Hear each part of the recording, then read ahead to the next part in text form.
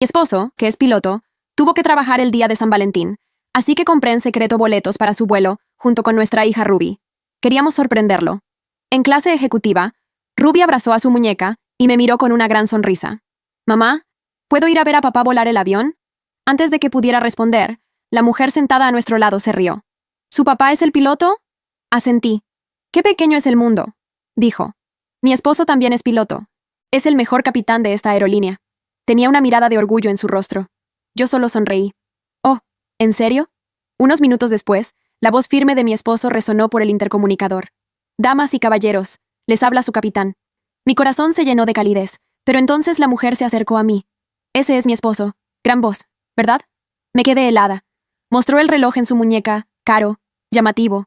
Se sentía mal por perderse el día de San Valentín, así que pasó la mitad de la noche compensándome. Me regaló este reloj y me pidió que volara con él hoy. Me quedé mirando ese reloj. Sabía exactamente qué era. Se lo había regalado a Jet hacía 2 días como obsequio por su ascenso. Ruby estaba sentada a mi lado, coloreando en silencio un dibujo que le había hecho a su papá, un pequeño y tembloroso retrato de nosotros 3. Ella fue quien insistió en sorprenderlo. Por eso reservé este vuelo. «Ese reloj debe haber costado una fortuna, ¿verdad?», pregunté, manteniendo la voz firme. No realmente». La mujer, Rose, agitó la mano restándole importancia. Una pequeña sonrisa de suficiencia apareció en su rostro.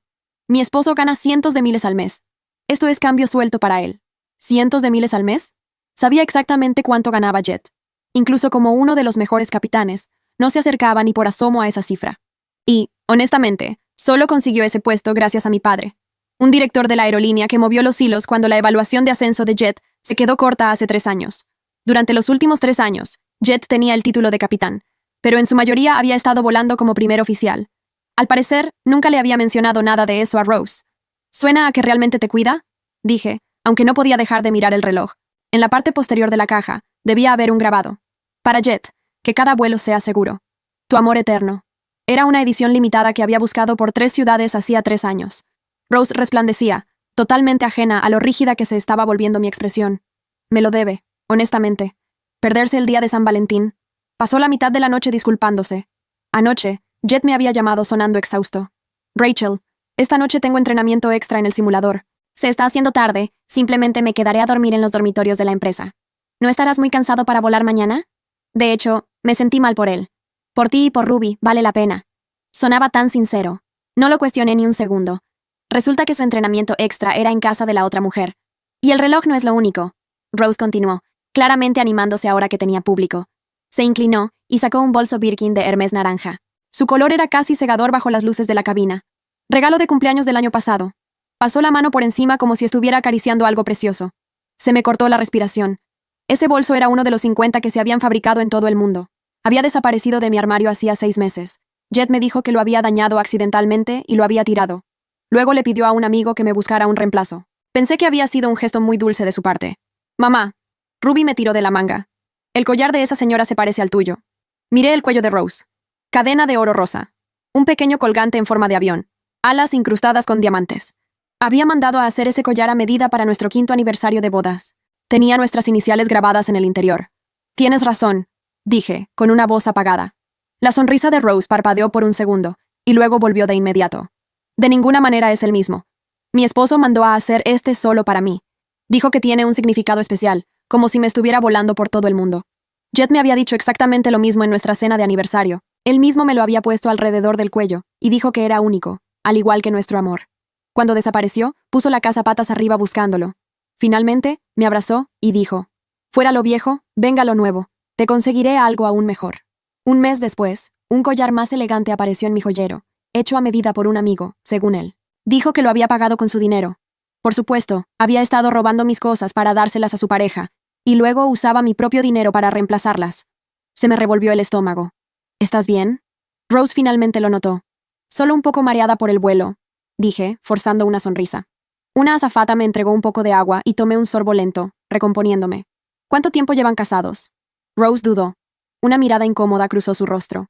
«Todavía no estamos casados». Debió haber notado algo en mi expresión porque rápidamente añadió: «No me juzgues.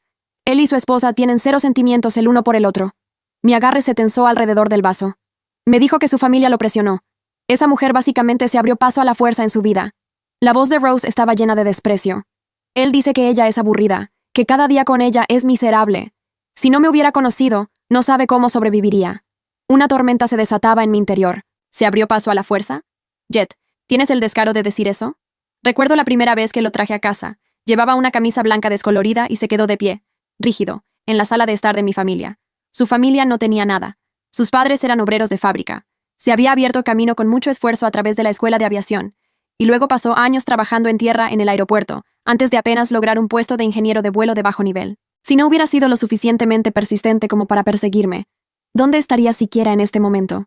Fui a rogarle a mi padre que usara sus conexiones para llevarlo hasta el asiento de capitán. Me aseguré de que Jet nunca tuviera que preocuparse por el dinero. Cuando su padre se enfermó gravemente, cobré todos los favores, contraté a los mejores médicos y cubrí cada una de las facturas. Mis padres estaban totalmente en contra del matrimonio. Yo fui quien amenazó con hacer algo drástico si no aceptaban. Se dieron por mí. Y a cambio, resultó ser la mujer que se le impuso a la fuerza. Las náuseas me golpearon de nuevo. Rose no había notado nada de esto, y siguió hablando. La que no es amada es la verdadera sombra. ¿Qué importa si su esposa tiene el título? Ella no lo entiende, no lo merece. Jet dice que una vez que sea el momento adecuado, la va a sentar y le pedirá el divorcio. Las palabras me golpearon como un puñetazo en el pecho. ¿Cuánto tiempo llevan juntos?, pregunté. El rostro de Rose se iluminó por completo. El próximo mes, el día 5, se cumplirán exactamente 4 años. El próximo mes, el día 5. Mi mente se quedó en blanco. Hacía 4 años, en ese preciso día, yo estaba dando a luz a Ruby. Mi parto se adelantó. Me llevaron de urgencia al hospital y soporté 7 horas de agonía antes de que ella llegara. Jet no estuvo allí en ningún momento. Cuando finalmente salí de la sala de partos, apenas capaz de sostenerme en pie, solo vi a mis padres. Él apareció mucho más tarde, sudoroso y sin aliento. Dijo que había ido a comprar los pasteles que tanto se me antojaban, pero que la fila era demasiado larga. Me dolió. Pero cuando vi lo culpable y destrozado que se veía, lo dejé pasar. Incluso convencí a mis padres de que no se le echaran encima. Resulta que, mientras yo luchaba por mantenerme con vida en esa sala de partos, él estaba afuera celebrando el inicio de su relación con esta mujer. Ahora tenía sentido. ¿Qué pasteles tardan tanto? Miré el rostro engreído de Rose y mi voz se volvió fría. ¿Sabe su esposa que existes? Rose levantó una ceja, casi divertida. ¿Esa mujer despistada? De ninguna manera. Jet la mantiene completamente en la oscuridad. Probablemente todavía piensa que todo está bien. Se rió un poco. Honestamente, sería mejor si se enterara. Si tuviera algo de respeto por sí misma, se marcharía y le ahorraría el problema a Jet. Mujer despistada. Marcharse. Eso fue todo. Me puse de pie y le arrojé el resto de mi agua directamente a la cara. ¿Qué te pasa?, gritó Rose y saltó de su asiento. Su maquillaje se escurría por todas partes. El delineador manchaba sus mejillas. La base se le había corrido por la barbilla. Ruby rompió a llorar y se agarró a mi pierna. La jalé detrás de mí y simplemente me quedé mirando a Rose. Descarada. Rose se limpió la cara con la manga. Toda su compostura había desaparecido. ¿Qué te pasa? Las azafatas se acercaron corriendo. Señora, por favor, cálmese.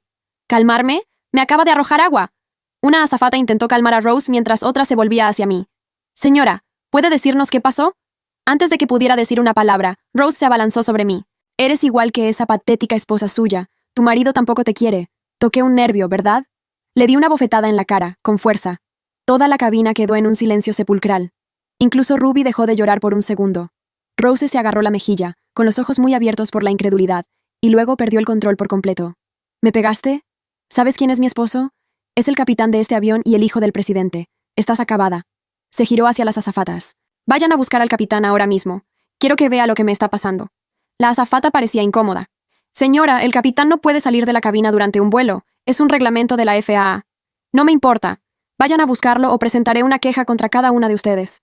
La azafata dudó y luego caminó hacia la cabina de mando. Regresó unos minutos después con una mirada complicada en su rostro.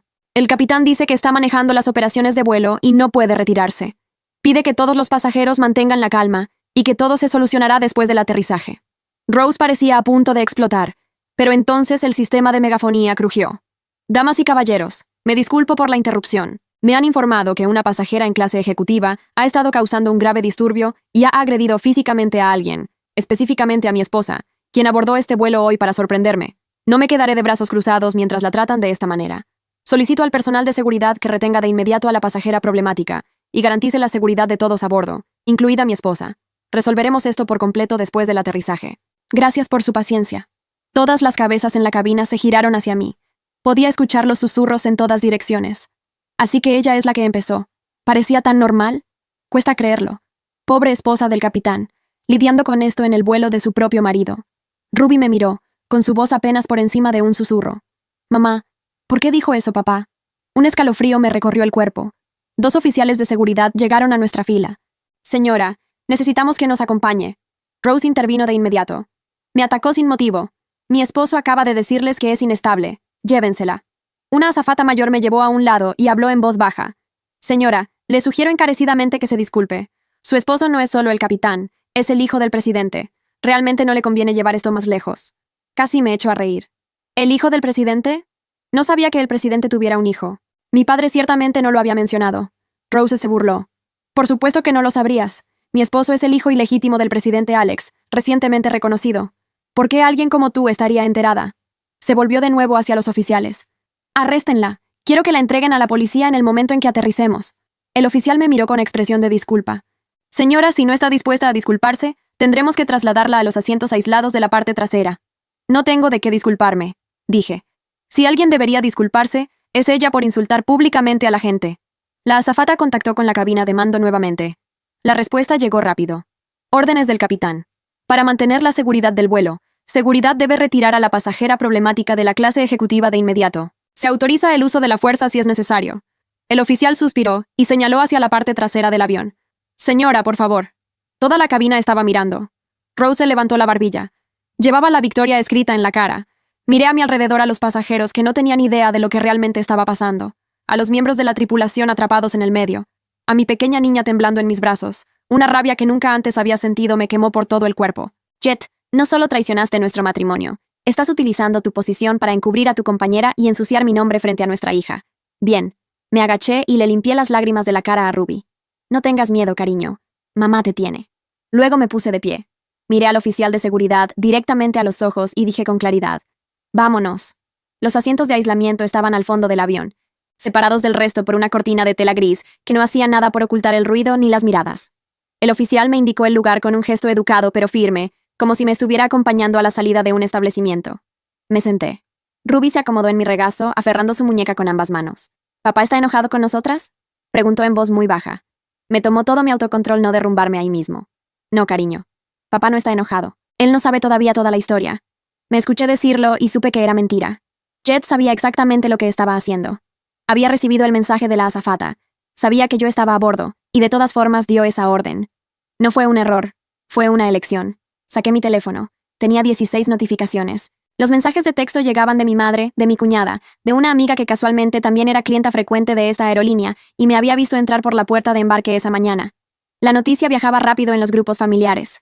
Alguien en clase ejecutiva había grabado el momento en que los oficiales me escoltaron hacia la parte trasera. Ya circulaba en redes. En el video, yo caminaba con Ruby en brazos, serena, mientras Rose se sacudía el agua del pelo con expresión victoriosa. Los comentarios que alcancé a leer antes de cerrar la aplicación eran todos contra mí. ¡Qué vergüenza! Atacar a alguien en un avión con una niña presente. La esposa del capitán, nada menos. ¡Qué imagen! Espero que la arresten al bajar. Guardé el teléfono en el bolso. Hay un tipo de humillación que no duele inmediatamente. Es demasiado grande, demasiado completa, demasiado perfecta en su crueldad. Primero te entumece. Te convierte en algo frío y quieto y muy, muy lúcido. Yo estaba en ese estado. Podía pensar con una claridad que casi me asustó. Repasé cada detalle de los últimos 4 años como si estuviera auditando una empresa. El bolso Birkin, desaparecido hace 6 meses, reemplazado a los 2 meses con una versión comprada por un amigo. Revisé mentalmente el extracto de nuestra cuenta compartida. En esa época, Jet había sacado $17,000 en efectivo en 3 retiros distintos. Yo nunca pregunté. Confiaba en él. El collar. Mandado a hacer a medida. Con nuestras iniciales. Desaparecido hace 14 meses. Jet puso la casa patas arriba buscándolo. Yo lo ayudé. Juntos removimos cada cajón, cada estante, cada bolsillo de abrigo viejo. Después me dio un abrazo largo y dijo que lo sentía, que era un descuidado. Un mes después apareció el nuevo collar, más elaborado. También mandado a hacer, dijo, por otro amigo diferente. El reloj. Se lo regalé hace 2 días. Edición limitada. Grabado en la parte posterior. Para Jet. Que cada vuelo sea seguro. Tu amor eterno. Ahora estaba en la muñeca de Rose. Y luego estaba el día del nacimiento de Ruby. Eso era lo que no podía soltar. Lo que se me quedaba atorado cada vez que lo intentaba procesar. 7 horas de labor de parto. Complicaciones. Pérdida de sangre. El médico de guardia le dijo a mis padres que por un momento la situación había sido seria. Yo no lo supe hasta semanas después porque no quería preocuparme. Pero Jet sí lo supo. Mis padres lo llamaron desde el hospital. Y él no vino. Estaba celebrando el inicio de una relación. Y yo lo perdoné. Sin saber nada, lo perdoné. Sentí el peso de eso de una manera física, como si alguien me hubiera colocado algo concreto sobre el pecho. Ruby se quedó dormida contra mi hombro en algún momento sobre el Atlántico. Aproveché para abrir mi correo electrónico. Tenía guardados ahí varios documentos importantes, una costumbre que Jet siempre encontraba excesiva. Abrí el escaneo del contrato de la cuenta de inversión, que abría mi nombre hace 3 años, después de que mi tía me aconsejara mantener fondos independientes. Jet tampoco sabía de esa cuenta. En aquel entonces me sentí casi culpable por haberla abierto sin decírselo. Ahora me sentía diferente al respecto. Luego abrí una carpeta de contactos. Busqué el nombre de Damaris Fuentes. Damaris era la mejor abogada de derecho familiar que conocía. Habíamos ido juntas a la universidad. Ella me había mandado un mensaje de felicitación cuando Ruby nació. Le había enviado flores cuando perdió a su madre el año pasado. Nunca había necesitado hablar con ella en un contexto profesional. Redacté un mensaje corto. Damaris, soy Rachel. Necesito hablar contigo esta semana. Es urgente. Asunto familiar. Cuídate. Lo envié. 10 segundos después recibí respuesta. Era domingo. Debía estar con su familia. Rachel. Claro que sí. Mañana a las 10. Mi oficina. Ya tengo el número. Un abrazo. Cerré el teléfono. La azafata mayor que me había advertido sobre el presidente se acercó con una botella de agua y una expresión que mezclaba culpa con algo parecido a la lástima. Me la entregó sin decir nada. La acepté con un gesto de gracias. ¿Hay algo más que pueda hacer por usted, señora? Sí, dije. ¿Podría decirme cuánto falta para aterrizar? Aproximadamente 2 horas y 40 minutos. Asentí. Gracias. Se quedó un segundo más, como si quisiera añadir algo. Luego se alejó. 2 horas y 40 minutos. Empecé a hacer listas en mi cabeza. No de venganza, no todavía, sino de hechos. Inventario. El tipo de lista que haces antes de tomar una decisión grande e irreversible, para asegurarte de que no te estás confundiendo, de que no estás reaccionando, de que lo que crees que está pasando es realmente lo que está pasando. Lista 1. Evidencia directa. El reloj con mi grabado en la muñeca de Rose. El bolso Birkin que desapareció de mi armario. El collar de nuestro aniversario. El dinero retirado en efectivo que nunca tuvo explicación. La noche del nacimiento de Ruby. Lista 2. Lo que Jet sabía sobre mí. Que yo era la hija de mi padre. Que mi padre era director de la aerolínea. Que sin mi familia, él no estaría donde estaba. Que yo nunca haría nada que perjudicara públicamente a mi familia. Que nunca armaría un escándalo. Que siempre elegiría la discreción. Eso era lo que había calculado. Lo había visto en su cara cuando dio esa orden por el intercomunicador. Lo había escuchado en el tono medido de su voz, sin pánico, sin titubeo. No estaba reaccionando emocionalmente. Estaba manejando la situación. Me estaba manejando a mí. Igual que siempre. Lista 3. Lo que Jet no sabía sobre mí.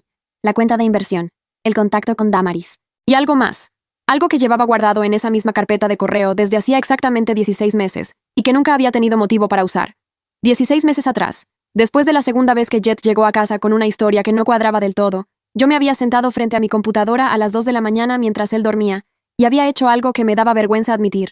Contraté a un investigador privado por 90 días. Luego, cuando Jet pasó 3 semanas siendo absolutamente impecable, me sentí tan culpable por haberlo hecho que cancelé el contrato antes de que terminara.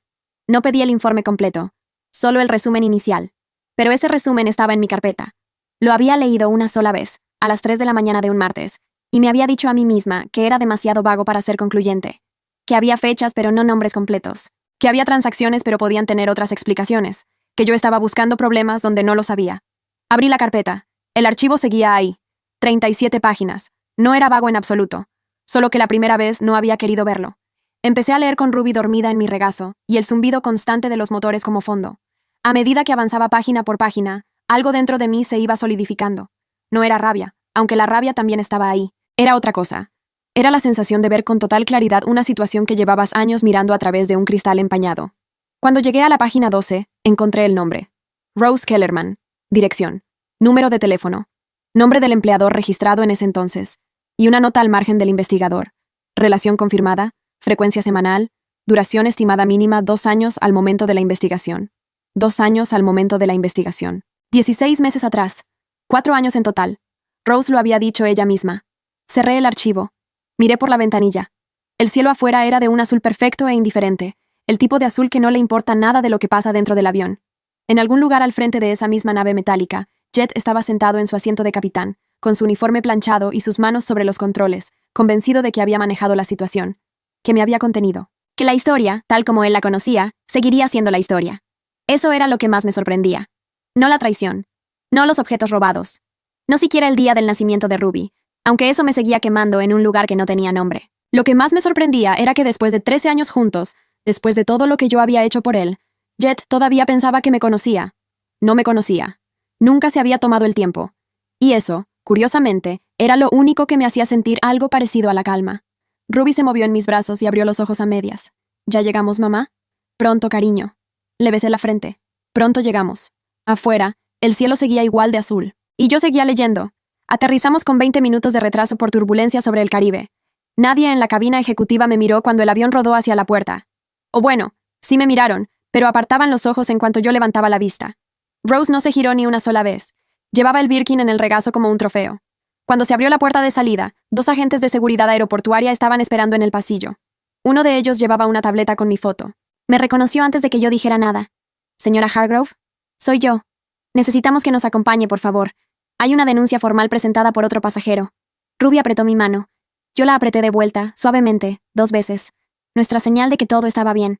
Por supuesto, dije. ¿Puedo llamar a alguien mientras caminamos? El agente consideró la pregunta. Puede hacerlo en la sala de retención.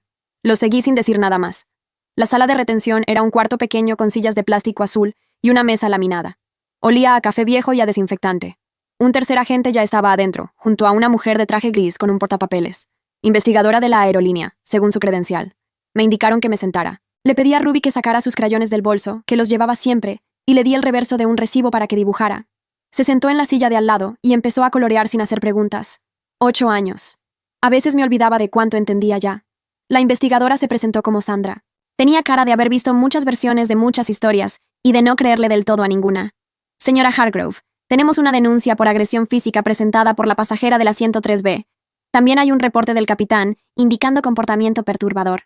¿Puede darme su versión de los hechos? Sí, dije. Pero primero necesito hacer una llamada. Sandra frunció el ceño levemente. Señora, esto va a ser mucho más sencillo si... No voy a huir a ninguna parte. Señalé a Ruby. Tengo a mi hija aquí. Solo necesito 2 minutos. Me dejaron. Saqué el teléfono y marqué el número de mi padre. Contestó al segundo timbre. Rachel, vi lo del video. ¿Estás bien? Estoy en la sala de retención del aeropuerto. Hay una denuncia por agresión. Silencio de 3 segundos. Mi padre es un hombre que procesa rápido. Siempre lo ha sido. ¿Jet sabe que estás ahí? Fue él quien ordenó que me escoltaran. Otro silencio. Más largo esta vez. Papá. Mi voz no tembló. Necesito que llames a Augusto. Augusto Reina era el abogado corporativo de la aerolínea. También era el padrino de bautizo de mi hermana menor y había cenado en casa de mis padres más veces de las que podía contar. No era el tipo de abogado que uno contrataba. Era el tipo de abogado al que uno llamaba cuando la situación era lo suficientemente seria como para que importara quién hacía la llamada. Ya lo estoy marcando, dijo mi padre. No digas nada más hasta que llegue alguien. Lo sé. Rachel. Su voz cambió apenas, un tono más grave. ¿Cuánto tiempo lleva esto pasando? 4 años. El silencio que siguió fue diferente a los anteriores. Era el silencio de un hombre que estaba recalibrando muchas cosas al mismo tiempo. Entiendo, dijo finalmente. Espera ahí. Colgué y le devolví la mirada a Sandra, que había estado observando sin disimulo. Ya puede comenzar con sus preguntas, dije. Augusto llegó en 40 minutos. Entró a la sala con la misma energía tranquila de siempre.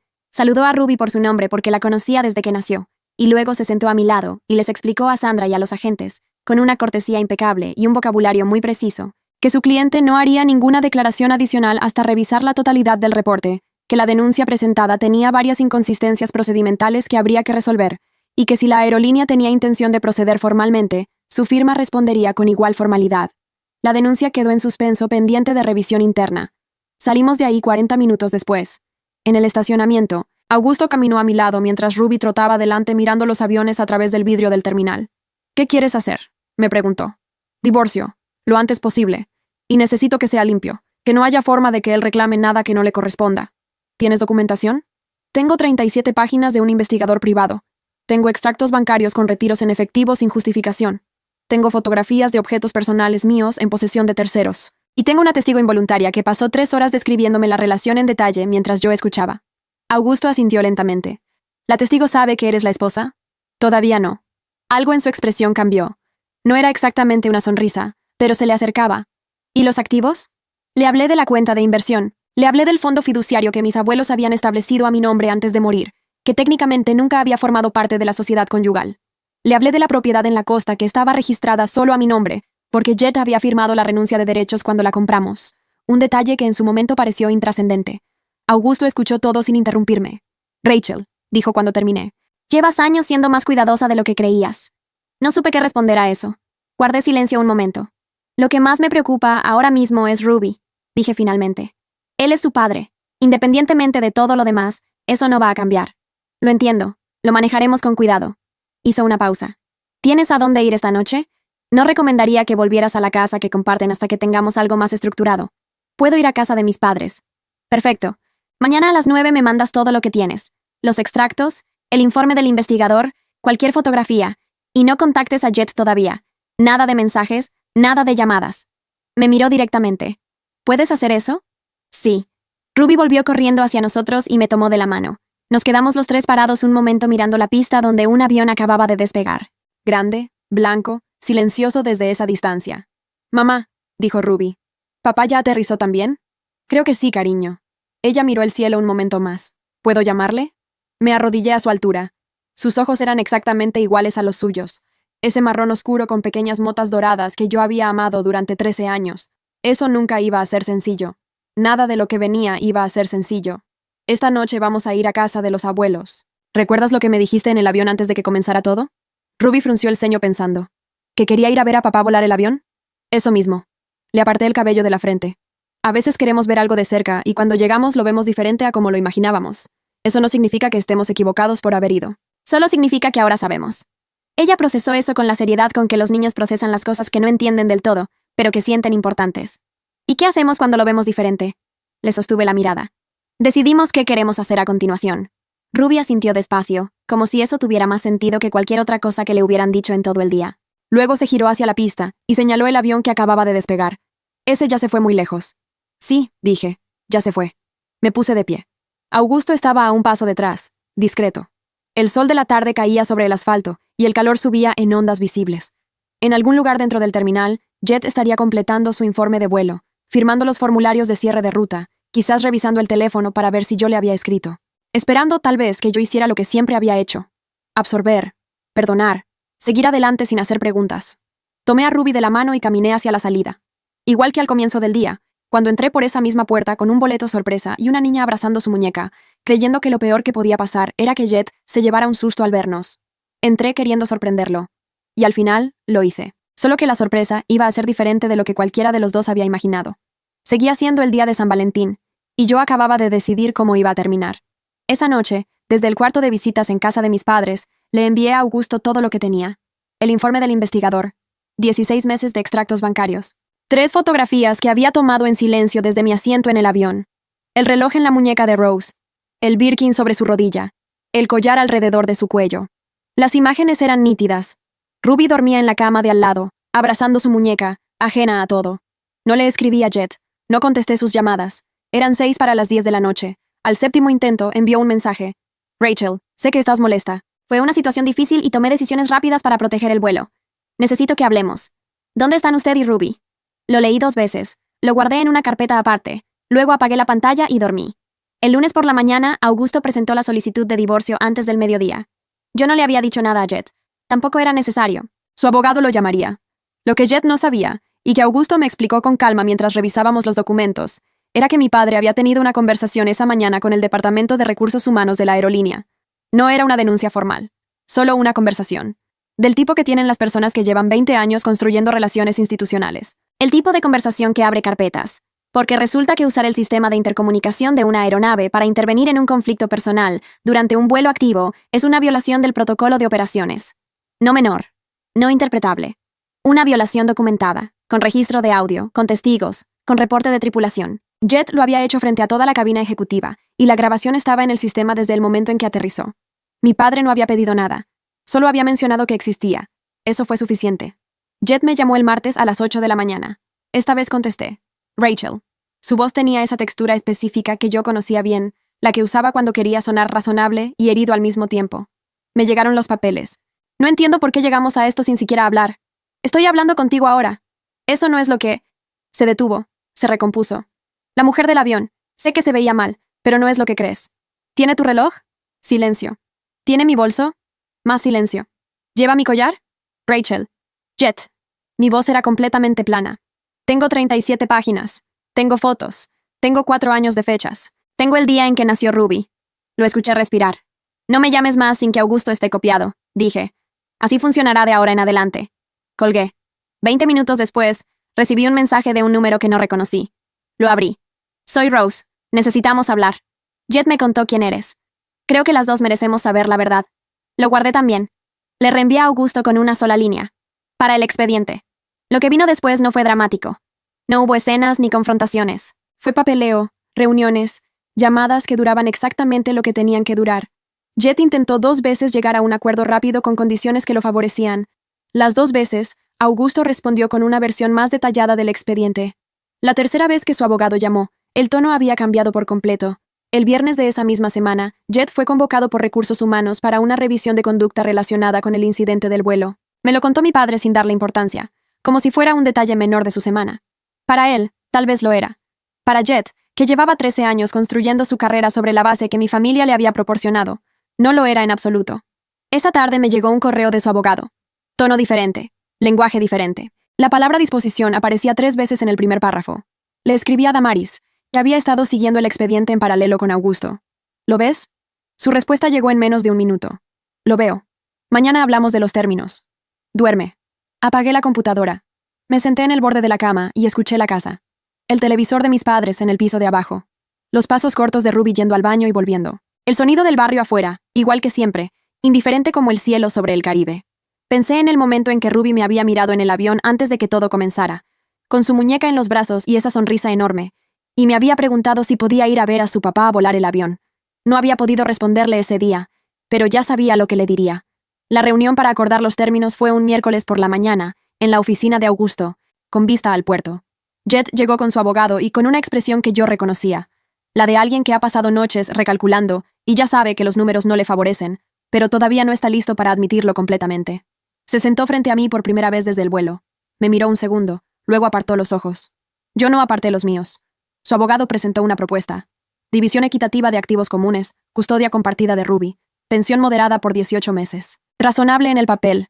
Diseñada para alguien que no tuviera lo que yo tenía. Augusto abrió su carpeta sin apresurarse.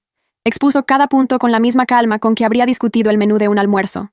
El fondo fiduciario de mis abuelos, técnicamente nunca incorporado a la sociedad conyugal.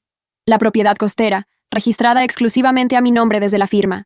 La cuenta de inversión, intocable. Y luego los activos comunes, que Augusto desglosó en detalle, incluyendo los retiros en efectivo sin justificación documentada durante 43 meses consecutivos, con los montos exactos y las fechas correspondientes. El abogado de Jet dejó de escribir en algún punto de esa lista y no volvió a levantar el bolígrafo. Luego Augusto puso sobre la mesa una sola hoja. Los términos reales.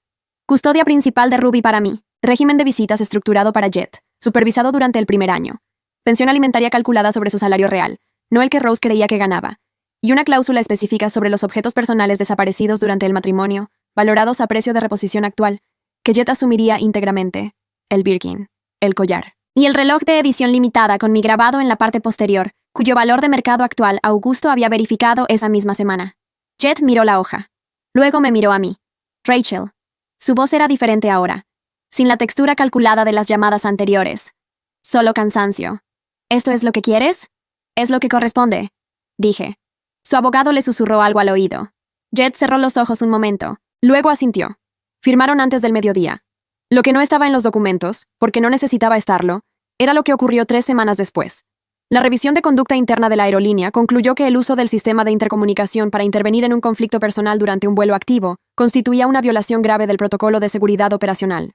Jet fue suspendido de funciones de capitán de forma indefinida, pendiente de evaluación. Su licencia seguía vigente, pero volar como capitán requería el aval institucional que, en esa aerolínea específica, pasaba por personas que conocían a mi padre desde hacía 20 años. No fue mi padre quien movió ese hilo, al menos no directamente. Solo existía en el lugar correcto cuando la institución hizo su proceso. Eso también era una forma de verdad. Supe lo de Rose por un mensaje que ella misma me envió, 6 semanas después de la firma. Me enteré de todo. No voy a pedirte disculpas porque sé que no cambia nada. Solo quiero que sepas que yo tampoco sabía quién eras tú. Me mintió a mí también. Lo leí 2 veces.